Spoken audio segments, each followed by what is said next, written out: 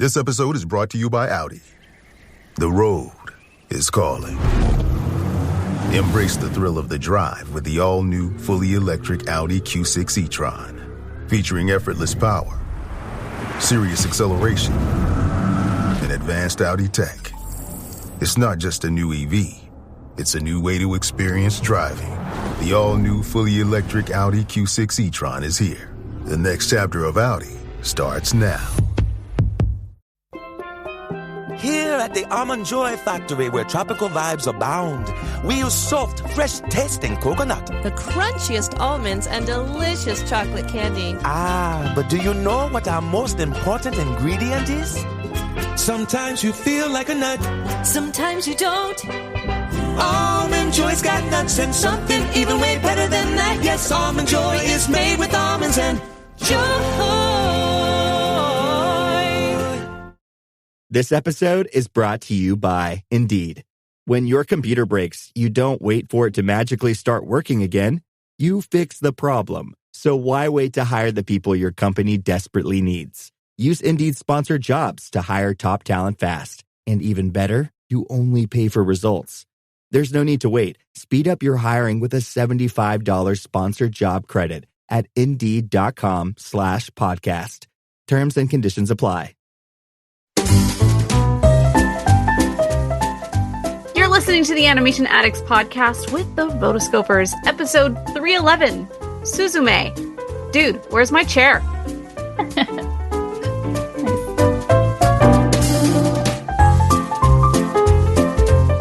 Welcome to the Animation Addicts Podcast with the Rotoscopers, the number one place to get your animation fix with animation addicts just like you.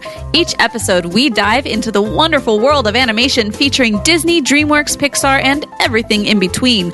From hilarious discussions and movie reviews to interviews with industry insiders, this show's mission is to brighten your day through our love of animation. So hop on your nerdy couch, grab some snacks, and get ready to hang out with your animation besties because it's time to dive into today's episode. Hey there, Animation Addicts. I'm Morgan Stradling. And I'm Chelsea Robson.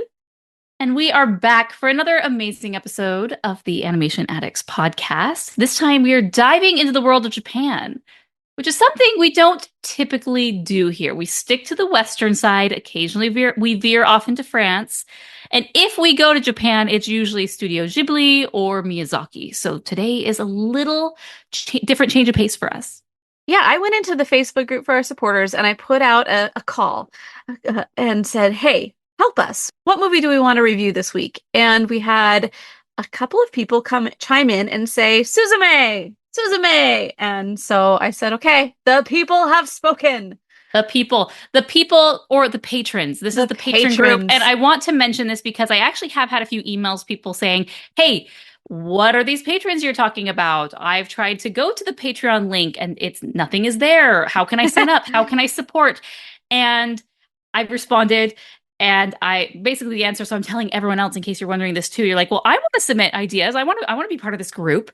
Well, the Patreon program is kind of on hold because we are rethinking it and retooling it. We might be switching providers and just putting it on our website directly.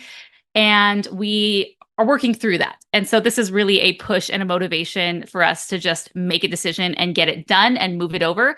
So next episode, Chelsea and I have made the executive decision that we will have this all wrapped up and ready to announce to you guys so you can support us, you can be part of the group, and we are excited to bring that back. So thank you to everyone who's been messaging us, asking. And in the meantime, the patrons or the former patrons, the grandfathered in patrons, if you will, have spoken. And we are going to be doing a really interesting episode with the movie Suzume. But before we do, I want to let you know about an easy way that you can support the show. You can go anytime if you're doing any shopping on Amazon.com. You can go to rotoscopers.com/Amazon and start your shopping there. Anything you purchase within a 24-hour period, we get a small commission. And when I say small, it's very small, but it does help keep hosting up and it does support the show and we appreciate it. But I also wanted to let you know about another promotion that Amazon is doing. So if you're a college student, you might be aware that Amazon has a program for their Amazon Prime subscription, which is called Prime Student. Well, I should say it was formerly called that. They've broadened it a bit. Now it is called Prime for Young Adult, which is really? very interesting. So you can still be a college student and get this amazing discount. But if you are 18 to 24 years old, you also can apply and get this. And you get an amazing free 6-month trial of the Amazon Prime program, which is free 2-day shipping for anything that qualifies for Prime shipping, a lot of discounts. And then at the end of that 6-month period, you can sign up for Prime at 50% off the price that the rest of us normal people pay. I'm jealous of all you college students and youngins. Okay. So this is a pretty cool deal. And if you want to go at any time, if you want to sign up, please use our link. Go to rotoscopers.com/PrimeYA to sign up for your free 6-month trial. And thank you so much for supporting the show. Imagine what's possible when learning doesn't get in the way of life. At Capella University, our game-changing FlexPath learning format lets you set your own deadlines so you can learn at a time and pace that works for you. It's an education you can tailor to your schedule. That means you don't have to put your life on hold to pursue your professional goals. Instead, enjoy learning your way and earn your degree without missing a beat. A different future is closer than you think with Capella University. Learn more at capella.edu. This episode is brought to you by Walmart. New beauty is in bloom at Walmart, and it's all about springtime radiance. From Drybar, Tula Skincare, and hundreds more available online, Walmart has the premium brands you want and this season's on-trend products for flawless, glossy hair and hydrated skin. Big name beauty brands? Check. The things you love? Check. Find trending spring beauty and all you need to look and feel gorgeous at Walmart, on app and online. I can say to my new Samsung Galaxy S25 Ultra, hey, find a keto-friendly restaurant nearby and text it to Beth and Steve. And it does, without me lifting a finger. So I can get in more squats anywhere I can. 1, 2, 3. Will that be cash or credit? Credit. 4. Galaxy S25 Ultra, the AI companion that does the heavy lifting so you can do you. Get yours at Samsung.com. Compatible with select apps. Requires Google Gemini account. Results may vary based on input. Check responses for accuracy. Now with that, on to Japan. Morgan, have you ever been to Japan? I have been to Japan. Have you been to Japan? I have not. This is one of those places. Actually, I was on a layover in Tokyo, but that's about it. And so I never left the airport. But I really want to go. Japan is an amazing place. Our former co-host Mason actually just was in Japan in Kyoto. And so I was seeing some of his images and videos and all the fun Japanese goodness that he got to see. And it just brought me back to when I went to Japan. I went on a student study abroad to Asia. So we went to Hong Kong, Vietnam, China, and Japan, stayed about a week to a week and a half in each one of those places. And of course, was totally smitten with Japan. We visited a variety of cities, Tokyo, Kyoto, Hiroshima, a few others. And it was just everything you dream it to be and more. The Japanese culture and lifestyle is so quaint. It's so picturesque. It's so clean. I highly recommend it. Chelsea, you are Miss Wonderlist right now. You need to go and just wander your way over to Japan. Come on, what's stopping you? Subscribe to Scott's Cheap Flights. And they've changed it to now Go. Oh, they have? Oh, see, I unsubscribed because I kept seeing all of the amazing flight deals that I was missing out on that just feasibly wasn't going to happen with kids and whatnot. Right. And so I unsubscribed, or I moved it to one of my junk emails, hey, you need to sign up for this, give us an email. I have a very particular email for that, which I only will then log into if I need a code to see if they sent me something or whatever. So it's over there. So I don't see them anymore. But back in the day, they used to have an amazing business class Japan nonstop for $500. And I'm like, how can I make this happen? How can I make this happen? And they still do have some of those. It's called Going right now. So was he bought out? Did he Scott got bought out eventually? He sold out. Yes. Oh, Scott. We were hoping for you, but the payday is too lucrative. I know. But anyway, I really enjoyed this movie for a couple of reasons. And one of them happened to be, it felt like a little bit of a history of the lesser known cities in Japan. I like a good road trip movie. And this is one of those that became, I enjoyed also seeing a little bit of how the country is today. Mm-hmm. So this movie was actually directed by Makoto Shinkai. So I am not Japanese, nor do I speak Japanese. So please do not judge my Japanese pronunciation. So I'm trying my best. So, okay. So Makoto Shinkai, he was the one that was written and directed this movie. And he talked about, and I'm getting a little bit of my information from Wikipedia. So, it's kind of widely available, but it very interesting. He said that first off, the 2011 earthquake and tsunami was a huge influence for this movie, and he felt like that he should express the impact of the earthquake for him so that young teenagers and the younger generations will remember what the impact was. He conceived this idea for Suzume while he was traveling around Japan, giving talks about his other works. And he said that in Japan is customary to hold a groundbreaking ceremony before construction begins on a new building or a home. But he noticed that they did nothing to close them down. And he also noticed how empty and abandoned some of these areas in Japan are because of the country's declining birth rate. And, just some of these problems like the mudslides and all these things that have happened, that it's like, well, there's not enough people to really fix this anyway, so we're just going to kind of leave. And he just thought he would write a story about mourning deserted places. And that's how this movie became such a road trip movie, which I felt was very interesting. Yes, it is. And knowing that history, see, I could tell something was happening. I went into this movie completely blind, and you could tell that there was history there and that there was these deserted places and cities and neighborhoods, which was very ominous. And then immediately, you hop online and you go to Wikipedia and you read up on the history of the film, and it's very sad. And so a very forlorn topic for a film that is also very whimsical and has these fantasy elements to it. Yeah. Also, this is a side note. Speaking of Chelsea, you should go to Japan. Instagram thinks the same thing and has been feeding me all of these stories of people who end up of Americans who go over to Japan and go into these deserted cities, and they basically are they're not paying you to do it, but it's they make it very easy for you to go over there and to reinvest your money into staying in one of these deserted places and buying one of these homes and remaking it. I just really enjoy watching people rebuild different homes and things like that. So this ends up being on my feed a lot. And so I was aware of the fact that there were so many little places that were very small, that were kind of dying out. But it's also kind of interesting to just juxtapose that with Tokyo proper, which is so expensive, so small. The amount of room that you get in Tokyo proper is you get a closet and you should be happy.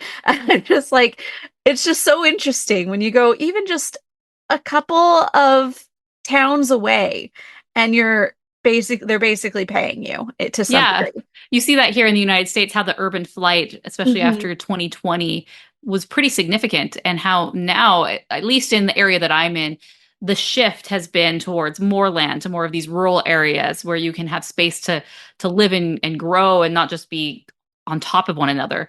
And it's interesting. I mean, I haven't dug into this at all, but based on what you're kind of saying, it doesn't seem that mentality has shifted over to Japan yet.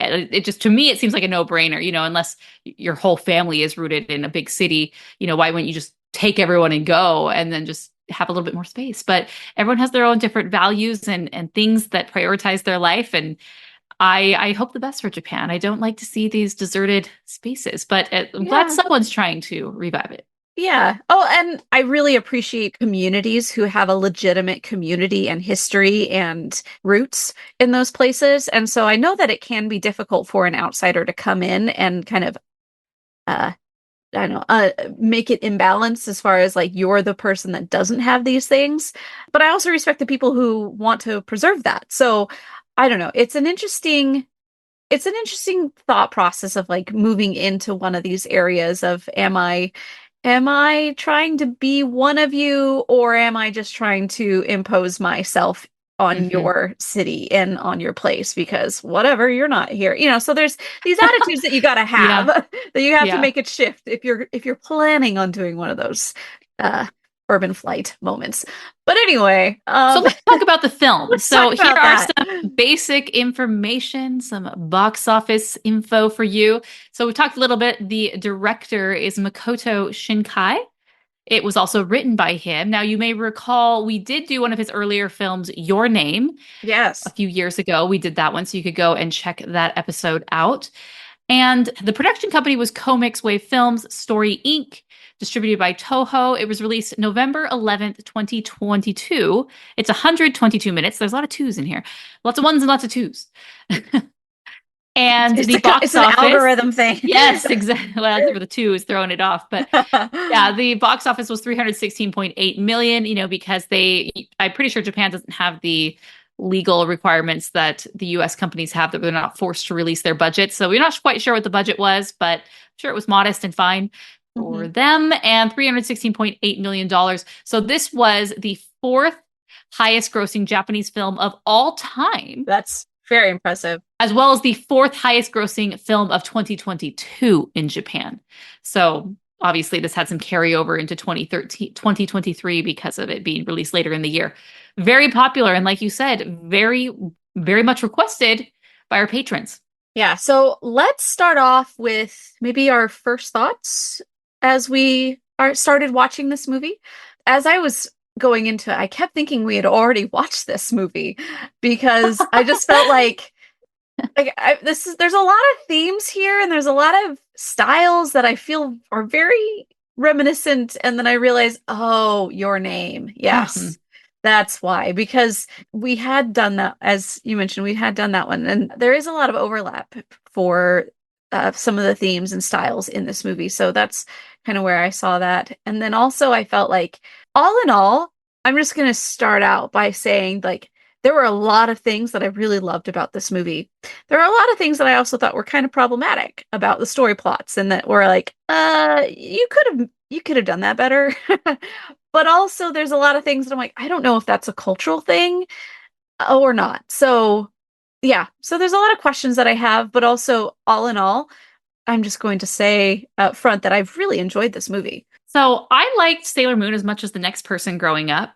And obviously Pokemon and all the different animes that were very popular in the 90s, but phased out of them. But it's interesting because it really does take a lot for me to watch an anime movie that isn't Miyazaki or Ghibli. Like when this was suggested, I sort of just groaned internally, like, ugh, I don't want to watch that or something else. And it was interesting. There were enjoyable moments, but yeah, we'll talk about it. Great. So how about, let's go into the characters maybe. So let's talk about maybe Suzume. So what are things that we liked about her? What are things that we didn't like about her? Well, this isn't necessarily about her per se, but just about Japanese culture, which I am a big fan of. So I could go on and on about that all day long.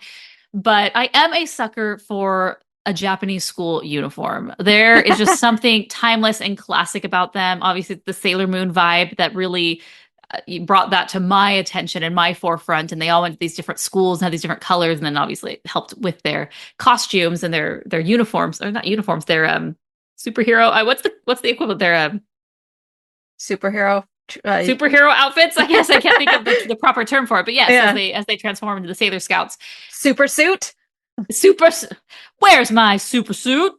This is something I wish were more common and standard in the US, were just uniforms. Uniforms are great, and they allow for more cohesion, more focus on the schoolwork, less distraction. And just at the end of the day, they are just so darn cute. I love them so much. So immediately I saw this and I'm like, okay, I like where this is, So we start out the film and we meet her as she's climbing down, and she has an aunt that at first it wasn't quite sure, like they didn't specify that she was the aunt until a little bit later. You thought it was just a divorced mom who was going on a date. Yeah, so I was kind of, and also it starts out with a little bit of a flashback of her talking and thinking that she's talking to her mom, and then so there's a little bit of a interesting, like, oh, okay, what is happening here? And so she leaves and starts flying down this big hill, which obviously whenever I see these hills, I'm just like, it's so great to go down, but oh, that hurts coming back up. That's gonna hurt later. But she's starting to glide down this hill, and all of a sudden she meets this very cute Sota. And Sota, I mean, I dated a guy from Korea, and he had long hair like that, and I was just like, oh man, why you gotta Oh no.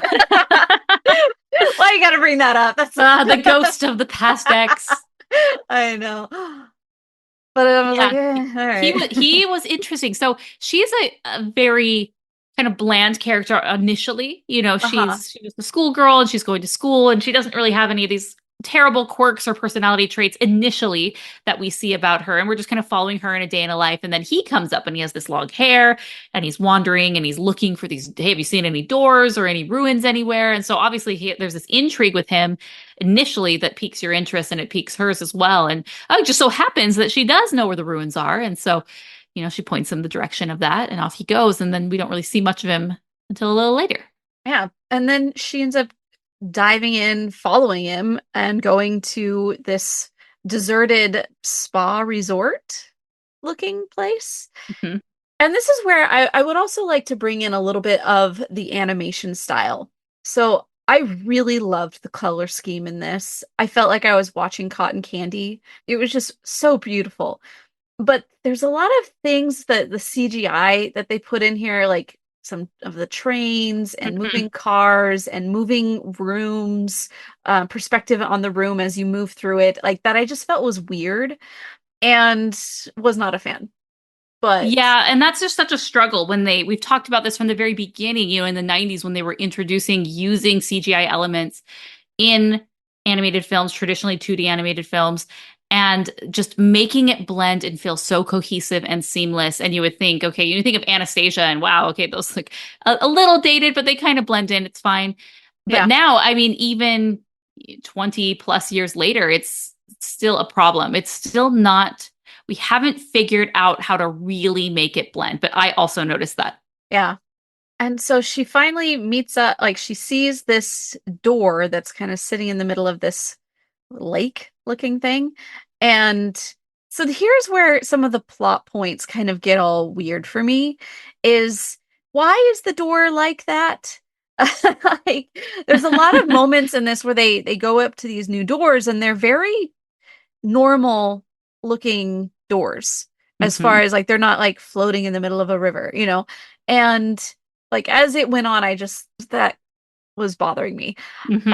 But she opens the door and looks in and is able to see this world, this fantasy, beautiful world on the other side, tries to go in, but can't, and just like goes like right through it and then ends up on the other side. And at first when she did that, I thought, okay, did that change her? Is this like because she did that whole thing back and forth that now she's able to see everything? So I was that's what I assumed at that point. It turns out that I kind of like had she entered a different dimension without knowing it. It was like an overlay to the dimension that she was on. Yeah. So that was a confusing moment. It's unclear. And then she leaves the door open and just walks away. She picks up a little rock that turns into a fluff, and then the fluff runs away. The keystone, which we learn is the keystone, which is, if you know anything about architecture, it's the strongest, most critical point of an arch. It's at the very top, and it's not a rectangular or square-shaped piece. It angles out upwards on the sides, and it's that topmost part that provides the solid structure to hold the arch in place.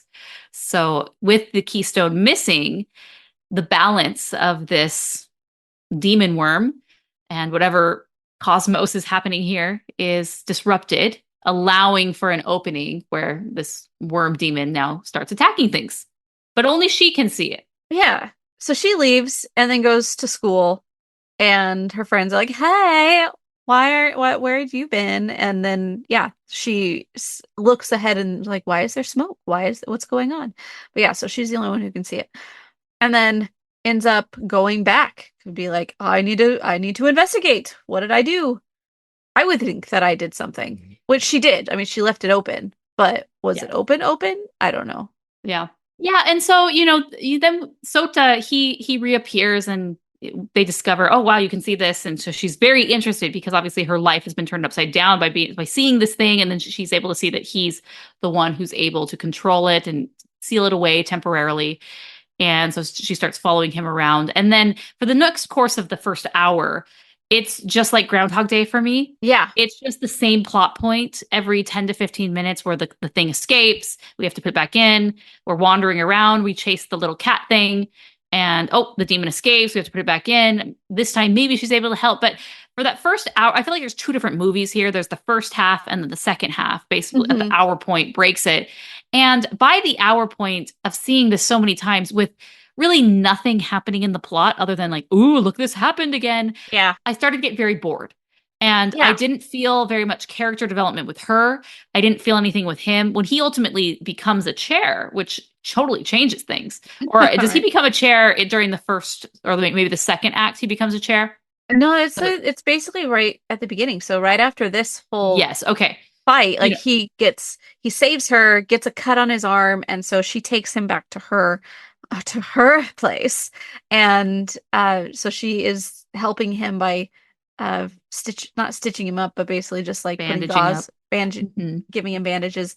And he sits down on this little chair and he's like, well, that's interesting. And it's missing a leg. And that was a question that I had like throughout the entire thing. I'm like, where did the leg go? Like it never tells you. I kind of assumed at the very, very end when they went into the world ultimately, that was the door that she initially went into as a child after her mom died, that we were going to see the leg on the chair, just on the ground somewhere. She was going to pass it and see, and that was going to make sense. And she was either going to just leave it there to let it remember that this was a place and there is a part of me missing and that's fine, or pick it up and fix it. But none of that happens, and there's nothing described. And I guess we're just supposed to assume that it's just an old chair that lost a leg, and too bad, so sad. There's nothing more to look into here. Yeah. Yeah, don't look into that. I mean, why not make it represent something, or to at least close that plot point? Because it was so intriguing. I understand with it just being a random something in the background that you're not paying attention to, but when it has something that's very distinct and they're asking questions about it and those questions are never resolved, it's a little disappointing. So, but he's at the very beginning, so that for first hour, he is a chair. And I really disconnect with him when he's in this chair form. I think this is a problem with some of these movies where a main character transforms into something, whether it be a cat in Soul, or not a cat. I mean, he turns into this like ghost creature and then switches into the cat. Yeah, he does become the cat, right? Or people will say Tiana in Princess and the Frog. And those are much better than this, where he's almost inanimate. He talks, but we don't see him talk, and he's not anthropomorphic. Right. And they're not at the same level. And through this situation, she falls in love with him, I did not believe or buy that at all. When she was just losing her mind, like, I gotta get him. She's like, oh, you love this guy, or you're in love with someone. I was like, when did this happen? He didn't show her any affection. There weren't any moments where like, the almost kiss happens, or like we're getting too close to our face, or maybe I accidentally touch your hand. Like to even indicate that there was anything with him towards her. It was only her towards him, and it was based on nothing. It was based on you both experienced this demon together, and and now you have the shared bond. Yeah, and also I didn't like it. Problematic part that I also found, and this is probably just based on my culture growing up and therefore like cultural norms, is that she's 16 and he's 17. Like, is she 17? Okay, like but still 16, 17 still, and he's at least 24. Probably into the 25. Maybe 26. I mean, if he's taking like his I'm going to be a teacher test. And I mean, like 16 is just so young. And that's just such a, if they would have made her instead of it being a high school student, if she would have been also in college with him, then I would have felt a lot more kinship with that. Like she was just so immature compared to him. Well, I will say culturally, the age of consent in Japan is 16. Okay. So culturally for them, this isn't an issue, isn't a problem. And it's not presented in a gross No, predatory sort of way, to not say words that, may get us banned on certain platforms. Right. Not that we post on YouTube, but yeah, I mean, it felt like this was a young adult relationship and friendship. Right. And that goes back to like my cultural norms. So that's where I'm like, okay. But it also, I completely agree that there was very little that would connect these two. She does go ahead and talk about her past and her family. And I don't really feel like that is him at all. Like he never shared anything. And other than the fact that in that moment where he's like his memories, at the end where it's going through all of his memories, where it's just like, it's her, I don't know. It's, there was just a lot of like, you were there or you stood on me. And I was just like, okay. Like I just didn't feel it. Yeah, definitely. And, there was so much more to him. Like, was he part of this race, not necessarily a race, but this family lineage of these keepers of the key and the protectors? And wow, that was super cool because we do meet, I believe it's the grandpa as, he's in the hospital and he knows and they share, he's able to share some information with her and, oh, you're in on this too, huh? And I would have liked to have seen more of that. That seemed like such more of an interesting plot for this. There's two different parts of this movie. There's the real life aspect of, common girl in Japan. And then there's the fantasy element of this strange worm creature that keeps breaking out and wreaking havoc and causing these earthquakes. And this is obviously based on the way that the director was inspired for this movie. He wanted to create like a supernatural explanation for all of these things and this random destruction that's happening, when you do live in a country that's on one of the most, the very much a shifting plate tectonics that are happening there. Right. It's pretty common in Japan, but nonetheless devastating.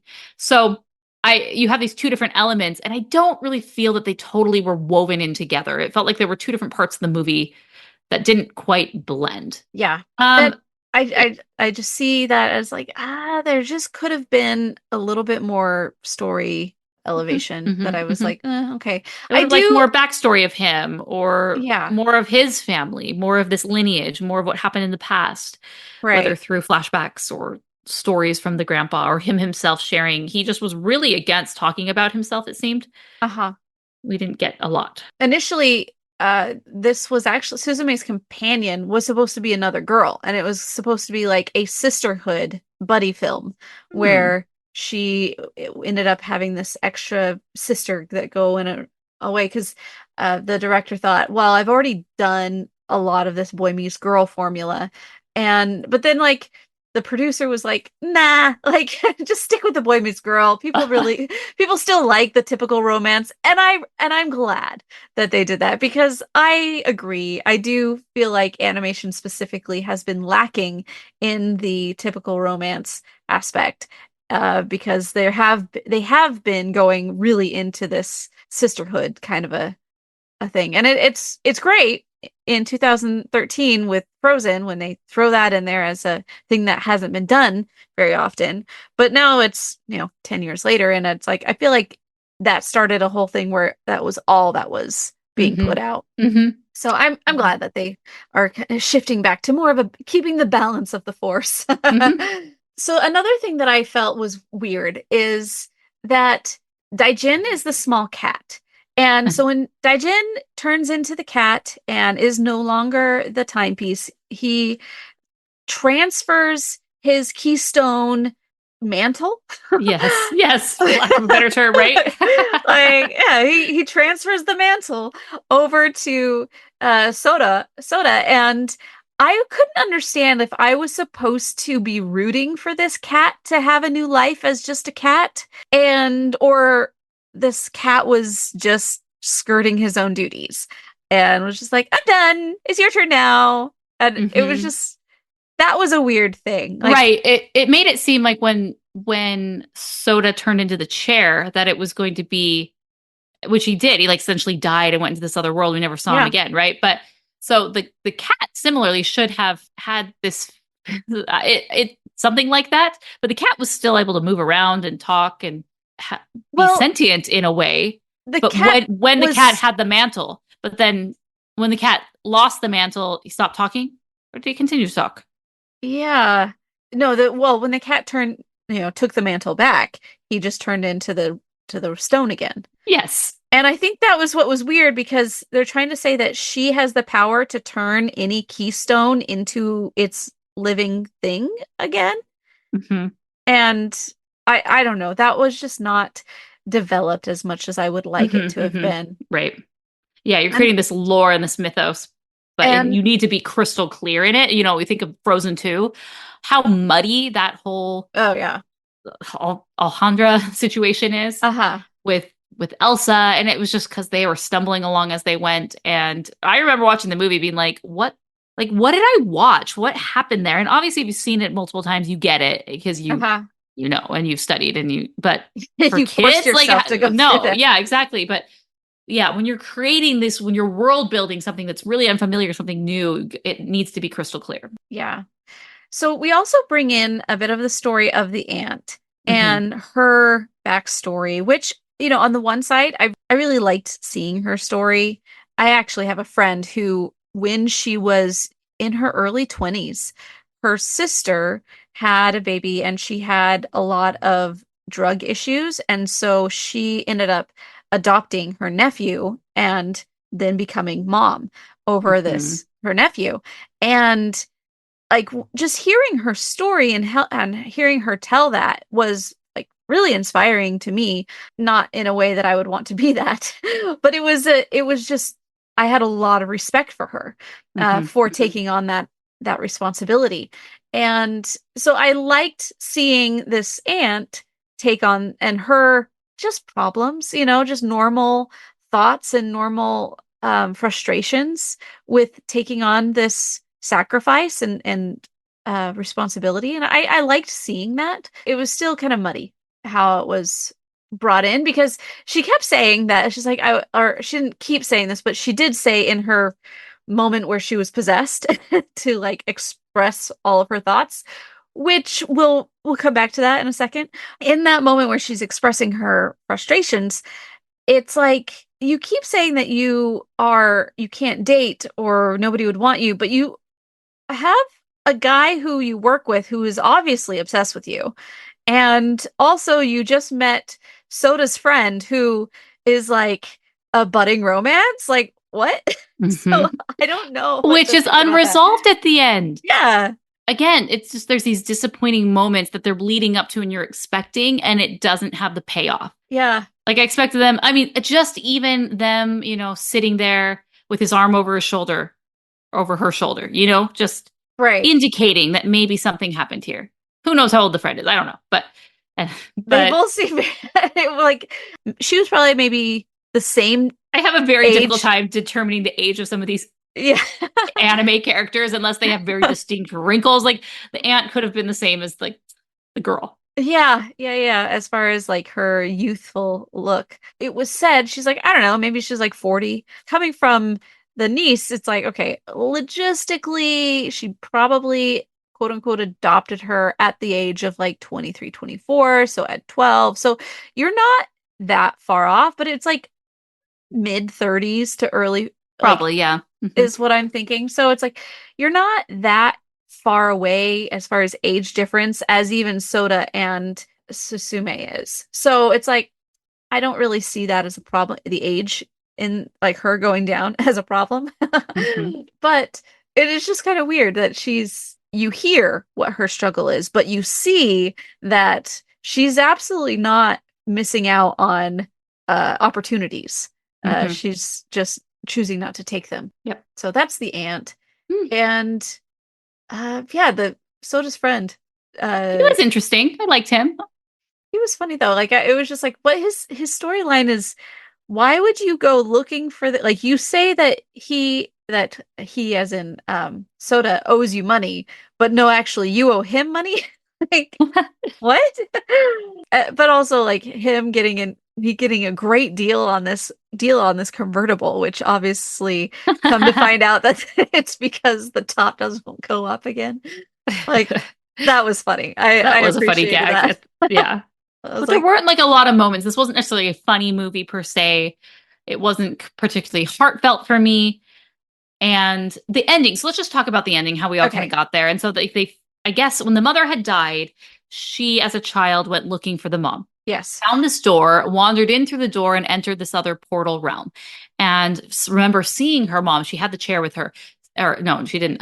The mom's there with the chair and hands it to her. The mom, this is in quotes. If you're listening, podcast listeners, which is all of you, I am doing air quotes over mom, right?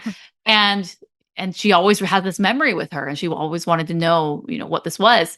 And so come to find out, the grandpa says you need to go back to that original door that will open up the portal, which is like, okay, sure, why? But how did she get in there in the first place? The first time? That's, something. She goes in and she sees the younger version of herself and realizes, it was me. It was me. I was the one. I need to comfort her and console her in this moment. Very much got Harry Potter vibes with Harry Potter, James Potter in The Prisoner of Azkaban, where they use the time turner and he goes back and he thinks he sees his dad saving him with his Patronus, but it turns out it was actually Harry saving him with the Patronus, the 3-hour later version of Harry. And I don't know, it's because I had that very strong relation to Harry Potter and having seen that before, but it was like, oh, okay, yeah, I guess is that our big reveal? Is that what it is? And it wasn't very impactful to me. So to me, it was very impactful. And I felt like this for me was, I definitely cried in this moment because it was I feel like it was talking to one's younger self after a moment of trauma and telling your younger self, or that person, that younger self that is going through a very difficult time, and expressing hope of the future. Saying, yes, you're going to this is going to be very hard. You're going to be able to, and being able to have that moment where you are able to console that young child and tell her that, no, everything, it's okay. And also having, like, you're going to fall in love. You're going to have all of these experiences. You're going to have people that love you. You're going to have everything that you need to move forward and to grow. And I felt like, for a lot of people, including myself, in a lot of times, there are moments where you have already gone through those traumatic experiences and you make it through. And then to be able to go back and just like kind of make the transition to yourself, because a lot of times we end up having this story that we tell ourselves, and when we go through something, and then later on we're able to recant that, we're able to change that story. And through therapy, through going through these moments, you're able to kind of go back and make that bridge of what you thought before to where you are now. And there's a lot of consolation. There's a lot of consoling that you're able to do that you may not have been able to receive at that time.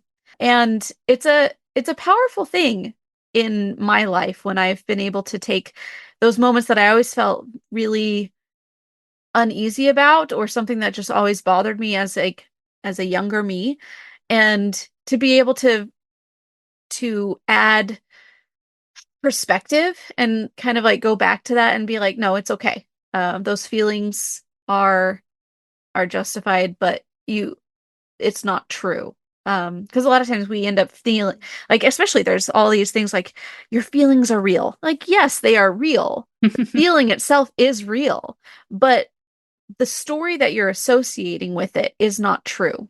And so this little girl is so sad because she's looking for her mom. Her house is gone. She's saying, maybe my mom doesn't know because the house is gone. And so I'm just looking for her. And just like, like that part just ripped me. I was just like, that's so sad. And for her older self to go back and to be I guess it leans into the whole be your own hero kind of thing, which in many cases is the only way that you're able to move on and to give yourself that peace. Because like, I can't expect somebody else to make me whole. I have to find that bridge in myself. And so those are some of the reasons why I really appreciated this moment. And it was the the two, where time stops, and you see the lights and the animation in that scene was very beautiful as well. And emotionally, I thought they did a really great job. Yeah, like I said, for that moment, to me, that I felt like the film was worth it. There were a lot of muddy things around it, though. So, like, it was just, I can understand how it would be hard to get there if I were focusing on all of the muddiness, and then it would just make it hard for me to get into that moment. But luckily I was zened out enough that I would just like I let myself not care during the moment. And it's like, and going back and looking at it, I'm like, oh no, there were a lot of problems with this story. But in the moment watching it, I was able to just kind of let the story be, and I definitely felt it. All right, so what would you rate this movie? I would say 3.5 stars for me. I don't think it's one that I have a desire to go back to anytime soon. If somebody wanted to watch it and I were there, I would definitely watch it again. And I feel like it was very moving for what it was. But there were just a lot of things that I was like, ugh, yeah, that could be better. This could be better. But all in all, 3.5 stars. So I'm going to give this 2 stars. Which is shocking. I just did not connect with this movie at all. I felt that it was very thin and had a lot of holes in it. I wasn't connected to the characters. I thought the supernatural elements of the story were strange and kind of just felt like forced in a little bit. The parts that I was interested in, we didn't even touch too much, or they were just a hit and a miss. And ultimately, the end felt kind of shallow and disappointing. And it's interesting. Maybe it's just, my perspective versus your perspective. And I think you were able to see past the things that I thought were kind of plain and really inject a lot of meaning into them. Mm-hmm. Whereas I just didn't go into it that way. Yeah. And I think also in my current situation, I have been trying to do this kind of work for myself. Mm-hmm. Building those bridges and kind of leveling out my own situation.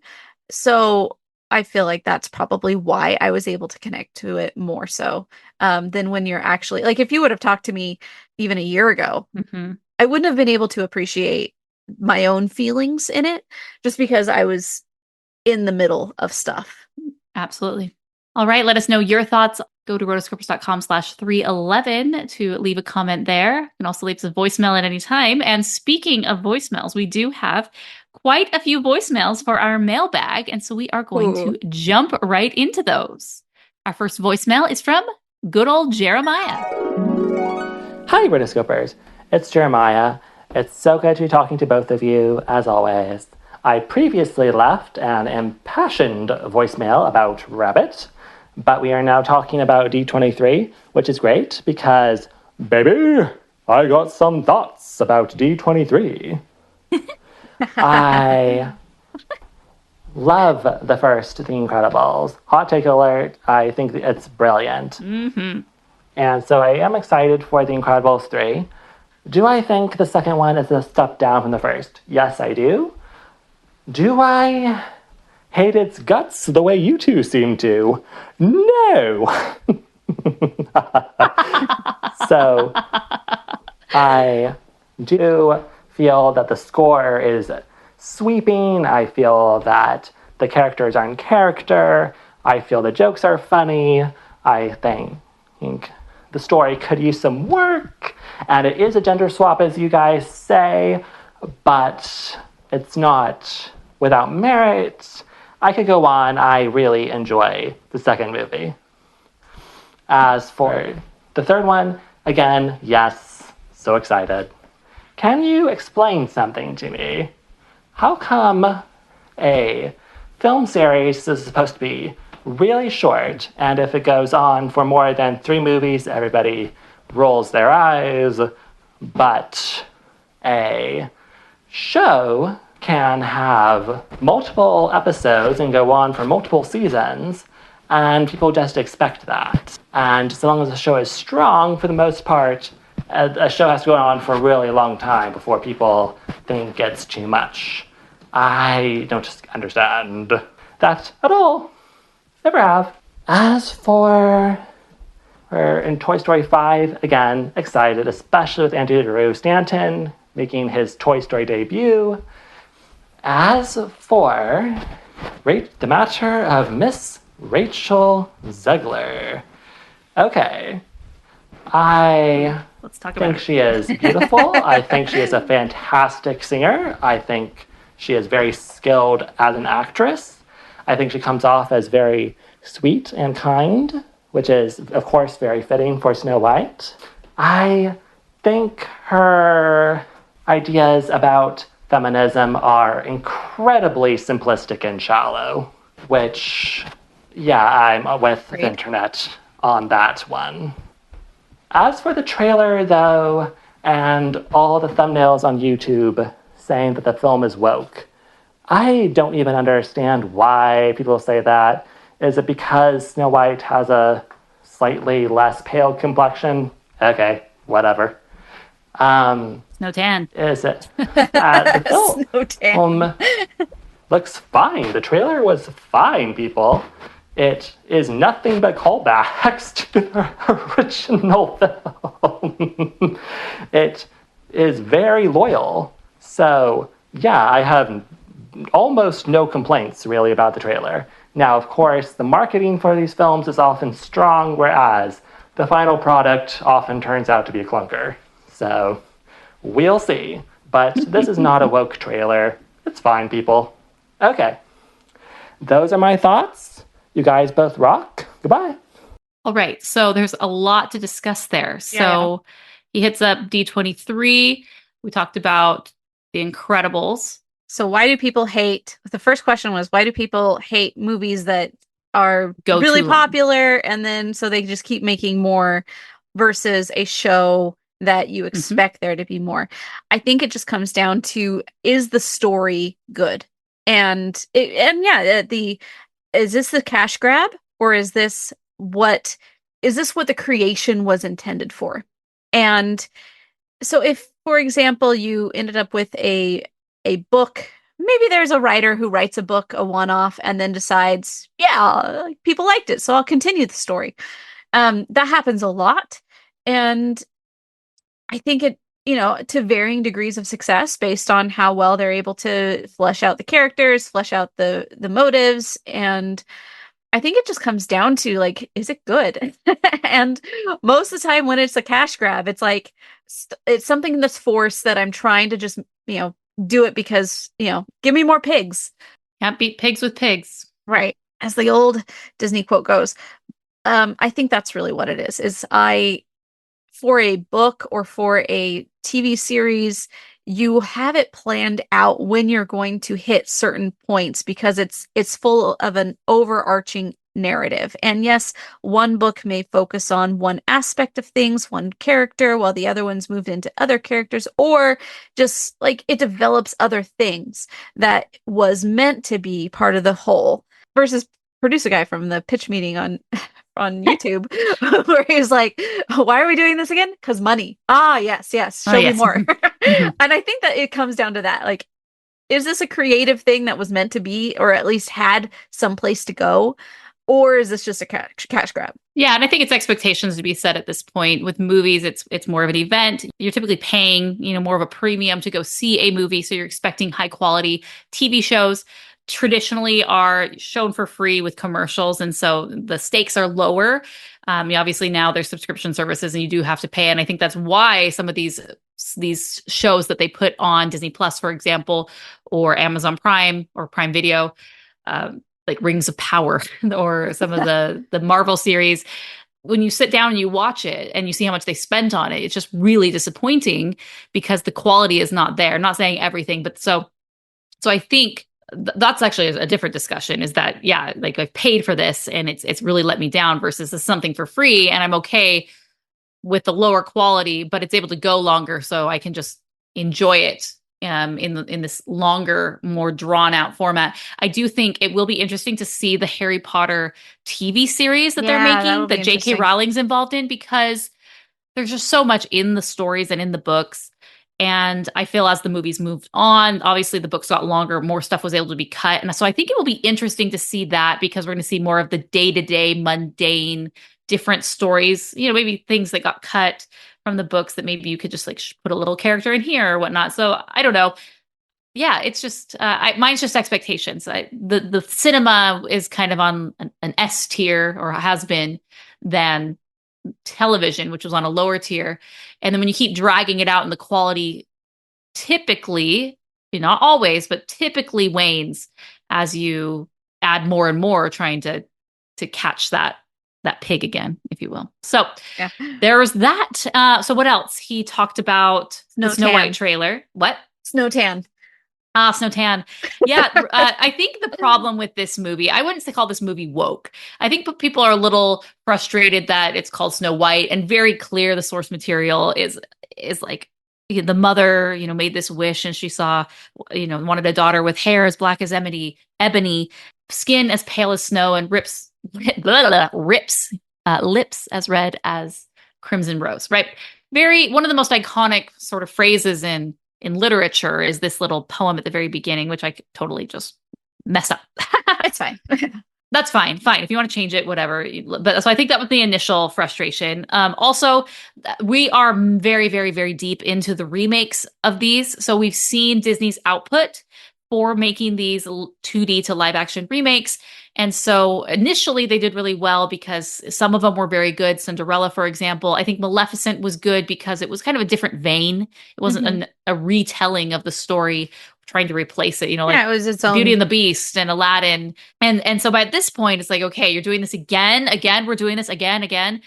And then you do that. And then we see with Rachel Zegler going on the red carpet and just completely trashing on the original, having no self-awareness for the culture and just the greatness that built this company and allowed her to be in this position to be Disney Snow White, right, is really offensive to Disney fans and just fans of the original story.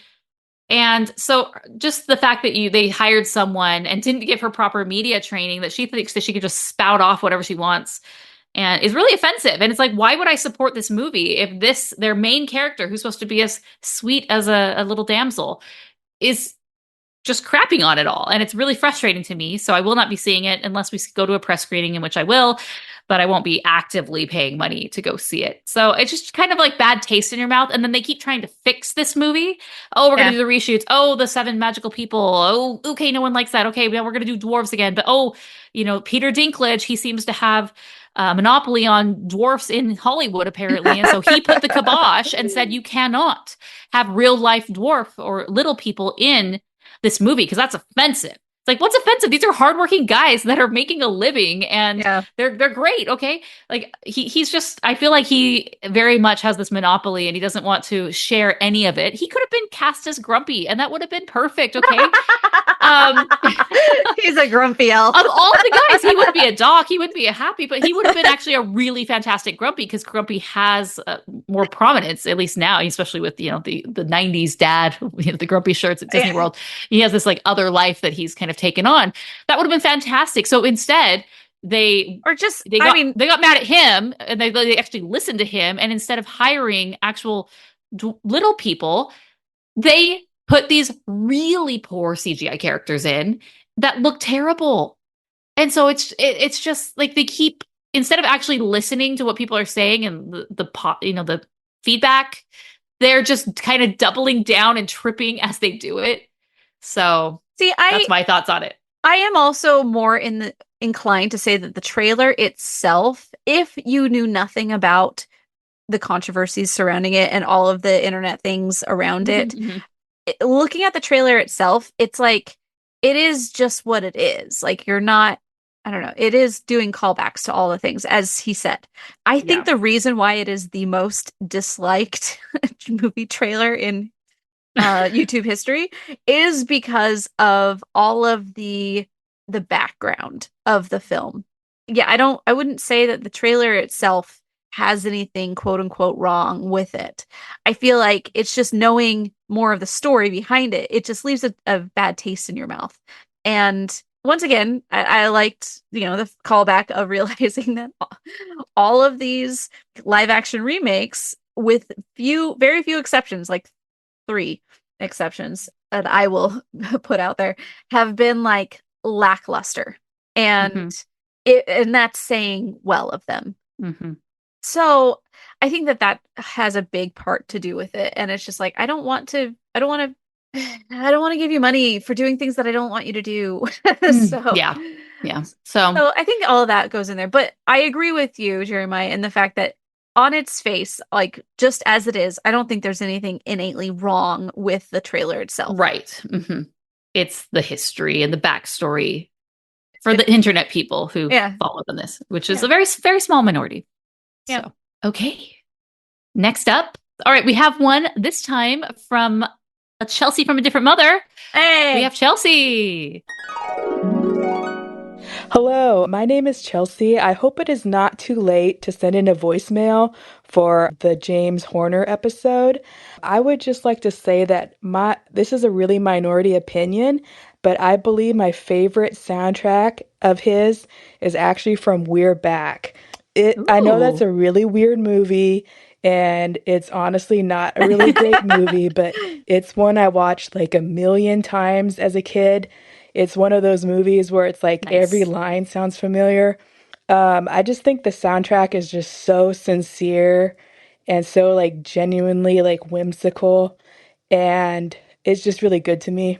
I also like to nominate Land Before Time. That's also another really good one. And also Balto. I especially love the music that plays when he sees the white wolf.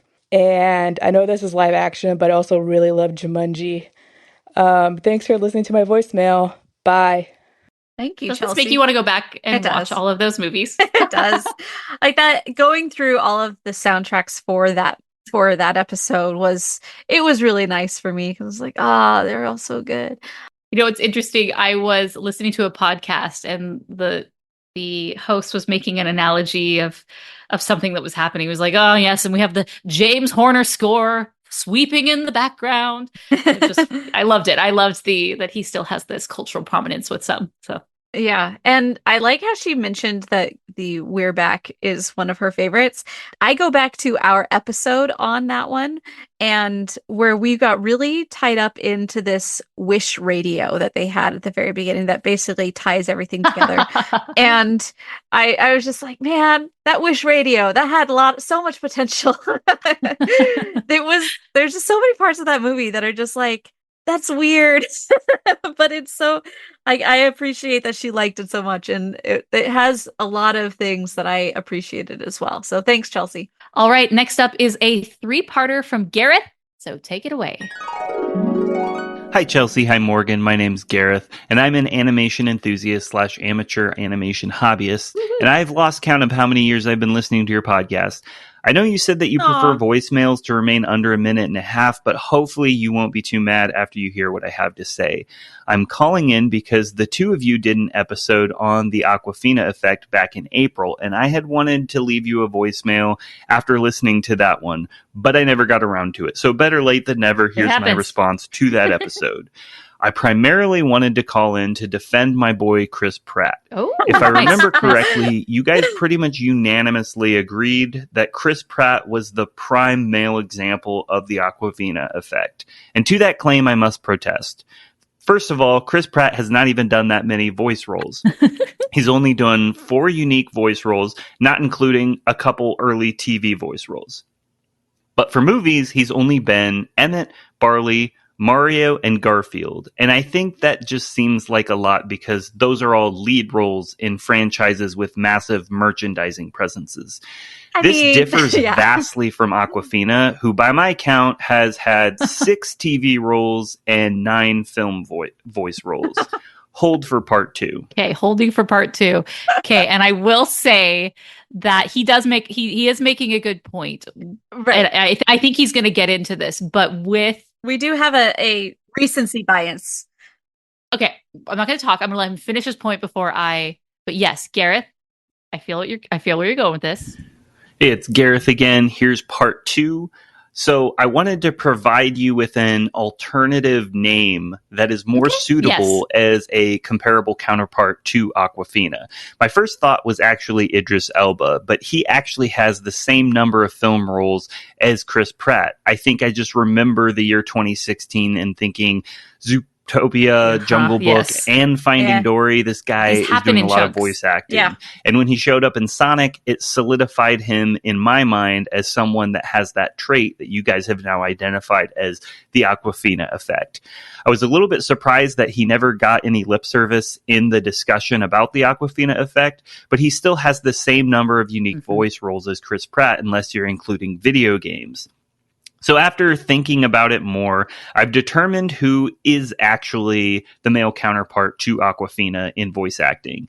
I can't remember if you guys mentioned him in the episode or not. You very likely did, so I apologize if this isn't particularly shocking of a revelation, but Keegan-Michael Key has 13 unique voice roles in film and 14 television voice roles. In fact, Awkwafina's first animated movie, Storks, was Keegan's fourth animated movie. Hold for part 3. Holding. Part 3. Here's why I think he exemplifies the Awkwafina effect better than Chris. Exhibit A. Chris Pratt is a name that sells movies on its own, while Awkwafina and Keegan-Michael Key are names that supplement the list of celebrities in the supporting roles littered at the top of the movie poster. Exhibit B. Chris Pratt's very few television voice roles are evidence that he doesn't view himself as a voice actor, but rather a movie star with an interest in animated movies. To me, it does feel like an earnest and genuine attempt to step out of his comfort zone when he does them. This is in contrast with Awkwafina and Keegan-Michael Key's evidence comfortability returning to the sound booth to record role after role. Thanks for listening. I just had to defend Chris Pratt because he's one of my favorite actors and star of 2 of my all-time favorite animated films, The Lego Movie and Onward. I even wrote a Chris Pratt-themed love song for my wife once. And on the topic of my own creative works, I didn't know what your policy is regarding on-topic plugs, so if this isn't allowed, just edit it out. I co-host a podcast called Pizza Planet, a Pixar podcast. We are still a young podcast, so if either of you ever want to give one of our episodes a listen and send us some of your experience-informed feedback, we would hugely appreciate your advice. Thank you for all you do, Rotoscopers. Keep up the good work. Wow, thank you. I love it. You know, he's a podcaster. No wonder his audio. He had it had a microphone feel to it. So it does, yes. Nice. Yeah, okay. So I will go along with everything that you just said. To our defense, as far as why we do, this is not a defense. It's just, it is what it is. We do have a bit of recency bias, as we had just seen multiples with Chris recently. And so it was just... He was top of mind. Top of mind. And that's probably, had we had this discussion earlier, we probably would have done Idris Elba as well. I feel like also, this one is to our defense, like, because we put out a lot of episodes, there's not a lot of time to go in and do all of the needed, what we should have said. We should have done a lot more. When I did the research, I kind of skimmed through different Wikipedia articles, top names that were coming up, verified, okay, they've done 7 of this, 7 of that, and 100% people fell through the mix. Yeah, it's the please don't hate us for being podcasters that don't have that much extra time for in-depth study that should be done. But yeah, that's why we're not YouTube video essayists. I mean, not quite. We're not quite to that of ability yet, but 12 years later. Where did that episode go? I'm trying to look up the doc for that to see. But I don't even see it at all. Band together. Anyway, yeah, and I think there needs to be another category for the Chris Pratt type, because he makes great points about Chris Pratt. He's not this, she's a name, let's throw her in here. He is a legit A-tier movie star who is a draw and has a name that people know and love, and really doesn't have a lot of bombs underneath him to sway people otherwise. So he is the celebrity voice actor who has a lot, versus the Awkwafina effect is someone you're just wacky. I'm not sure Keegan-Michael Key. I need to look up the different roles for people. I mean, he was in Migration, and like he said, there's just a million. But I think that's a great comparison. And he is definitely more so the male equivalent. And yeah, the celebrity A-lister superpower is Chris Pratt. So he's in a different world of his own. Well, thank you. I am so glad that you sent that voicemail. Yeah. And thanks, first time caller. People can check out your podcast. Pizza Planet, a Pixar podcast. All right. Next up, we are going to be doing one more with Jeremiah. It's a little bit shorter, so take it away, Jeremiah. Hi, Rotoscopers. I am still so touched that you did a review of Once Upon a Studio after I scolded you. That is so sweet. Thank you so much. Also, lesson learned. Scolding is how you get what you want. I am going to be a Oh no, scold. here we come. Okay, James the Giant Peach. I watched it for the first time in preparation for your review. The positives? The voice acting is good, and I liked the spider. She was my favorite. Okay, well, turning to talk about the negatives, also known as the rest of the movie. I'm kidding, but also not. James singing My Name is James, It's Always Been, Sometimes I Forget, showed that Randy Newman was going to be phoning it in, and these songs would not be memorable. When the film stays close to the book, it's passable. When it veers off into a shark submarine and a rhino in the clouds, it becomes an incoherent fever dream. Some people online think this movie is good. It's not. 2 out of 5 stars. Good day. Which is why I think it's kind of forgotten when you're discussing different Disney films and animated films. I mean, no one is talking about James and the Giant Peach. But yeah, scolding some occasionally does work well. Our mothers did it to us and got us to wash our dishes and make our beds. And I felt that we needed to actually review Once Upon a Studio. So there we go. Good times. Wow. Lots of great voicemails. I'm so excited that people are sending those in again. Obviously, feel free to send them. We're going to try to keep up with them more. So if you're sending one for a particular episode, we'll try to get it in. But sometimes we just kind of lump them in a big mailbag all the way at the end. Now, do we have something for next episode that people are going to want to subscribe for? One episode that I would like to do in the not so distant future is a tier ranking for best animated castles/houses. Okay. Nice. Okay. So, like, best animated abode, the castle or house, it doesn't matter. And the house has to be, or the abode has to be a dwarf's cottage. It has to be like a central part of the story, not just something you see in the background. Yes. And it could even be a character or a... Because Encanto, where the house literally is a character. Yes. Or like Monster House, or, there's a lot of these houses out there that I'm just like, okay, which one of these is going to be better? And I think just the rules of the whole thing is, I don't even know.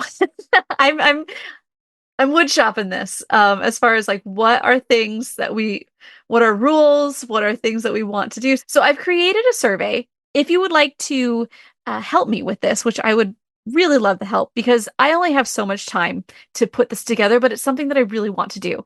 And so I would love your help. So go to rotoscopers.com/best house. And we're going to it's a survey where you're going to put in your favorite, the house or castle that you would like to submit as far as, best animated houses or castles. And also a reason why. You can do as many as you would like. And next week, we will actually create a tier ranking where I will let everybody help me rank these. So first I have to know which houses to add to the tier ranking on the options. Are these Disney Pixar or all? I think all animated. All animated. Okay. So go to rotoscopers.com/best house and help me create this list.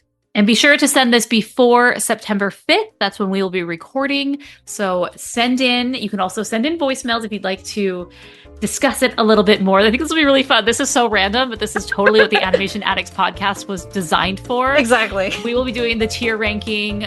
We'll put it up on tierlist.com so you can make your own, I guess, but or rank your own. So this will be really, really fun. Well, that is all we have for today. Until next time, we are the Rotoscopers.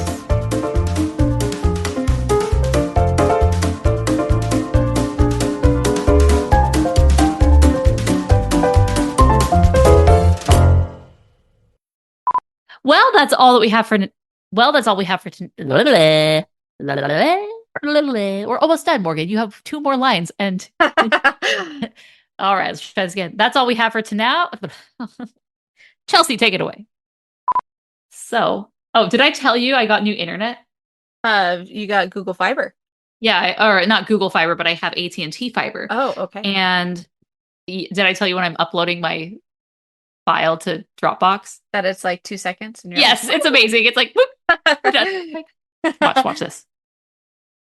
Here we are. It's in queue. Boom, boom, boom, boom, boom, boom. Seconds left. 3 seconds left. 2, 1. Blast off!